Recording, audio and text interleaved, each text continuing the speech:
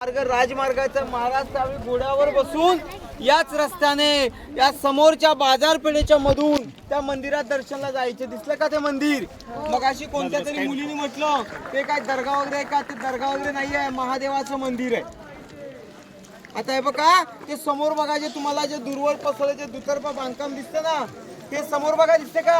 ही रायगडावरची भव्य दिव्य बाजारपेठ 800 फूट लांबी आणि 40 फूट रुंदी आहे तिची. पूर्वीची जी लोक होती ना, ती त्या काळात रुबाबदार घोड्यावर बसून बाजार खरेदी करायचे. ती बाजारपेठ घोड्याच्या उंचीची आहे बघा.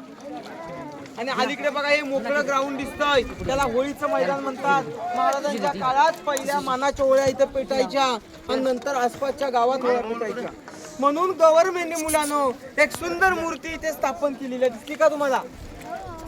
तुम्हाला जेव्हा आता झालात ना, ते झेंडावाली लोक येतात बघा, ती का टीम मुले येतात बघा. पायऱ्यांचा रस्ता आहे आणि आता तुम्हाला तिथे वरती जायचं. वरती मंदिर दिसतं का? मी तुम्हाला माहिती सांगून देतो, फक्त तुम्हाला तिथे दर्शनाला जायचंय. मंदिर ते लांबून पाहिले तर कसं वाटतं तुम्हाला?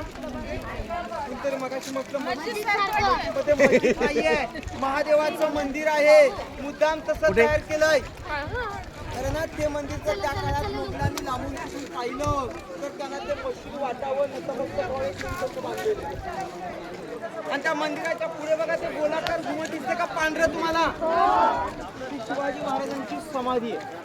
शिवाजी राजांच्या मृत्यूनंतर जो महाराजांना अग्नी दिला तो त्या ठिकाणी दिला, ती त्यांची समाधी आहे. मधल्या काळात ती महाराजांची समाधी लपली होती आणि ती समाधी महाराजांची ज्याने शोधण्याचं काम केलं ते मुलांनो सत्यशोधक महात्मा ज्योतिराव फुले यांनी. समाधी कोणी शोधली? महात्मा ज्योतिराव फुले. ती समाधी महात्मा फुल्यांनी शोधली. समाधी मंदिर तुमचं फिरून झालं का तिथे मध्ये येताना गेट आणि त्या गेटच्या पायरीवर एक नाव आहे. नाव असं लिहिलंय की सेवेचे ठाई तत्पर हिरोजी इंदुलकर असं नाव लिहिलंय. कोणाचं नाव माहितीये का?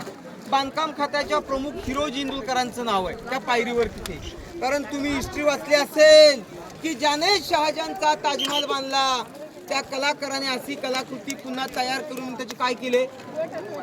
पण ज्याने रायगड बांधला त्यांच्या नावाची पाठी त्या मंदिराच्या पायरीवर मुलांना आवर्जून तिथे गेल्यानंतर बघा.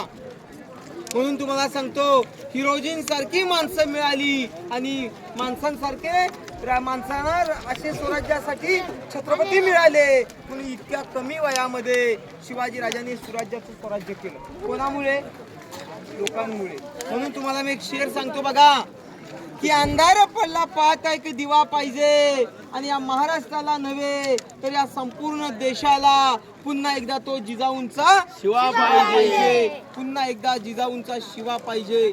एक शेर असा कोणी राग मान घेऊ नका की तांदूळ शिजल्यानंतर भात म्हणतात, अंधाराला रात्र म्हणतात आणि महाराष्ट्रात राहून जो कोणी शिवछत्रपतींना विसरेल त्याला खरोखर हिजड्याची अवलाद म्हणतात.